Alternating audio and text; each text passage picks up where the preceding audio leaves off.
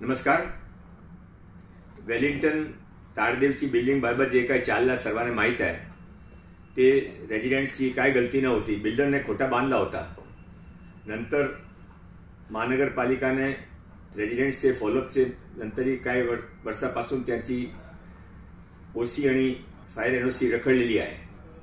आज पूर्वी कोर्टाने त्यांना घर रिकामी करण्याचा आदेश दिला होता. त्या विरोधामध्ये ते फायरची कंप्लायन्स रिपोर्ट परवा त्याने हातामध्ये महानगरपालिकेने दिली म्हणून ते कोर्टामध्ये सबमिट केली. 2 तारखेला कोर्टाची डेट आहे.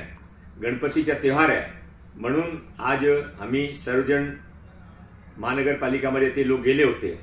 मी मनापासून महाराष्ट्राचे लाडले मुख्यमंत्री देवाभाऊचा धन्यवाद देतो की त्यांच्या इंटरव्हेन्शन नंतर ना केवळ हा बिल्डिंग वाचली, गणपतीच्या उत्सवचा त्यांच्या साजरा करण्याचा अवसर वाचला, पण पूर्ण मुंबईचे लोकांना असा कळाला की जिथे कुठे अन्याय होईल देवाभाऊ तुमच्या बरोबर राहणार आहे.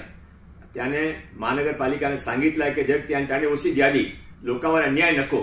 मी परत एक वेळा फक्त वेलिंग्टन नको, मुंबईचे 1.25 करोड पब्लिक तर्फे माननीय देवाभाऊचे आभार मानतो की तुमच्यामुळे हा बिल्डिंग वाचली आणि हा नंतर कोणावर अन्याय होणार नाही असा लोकांमध्ये विश्वास परत जागृत झाला.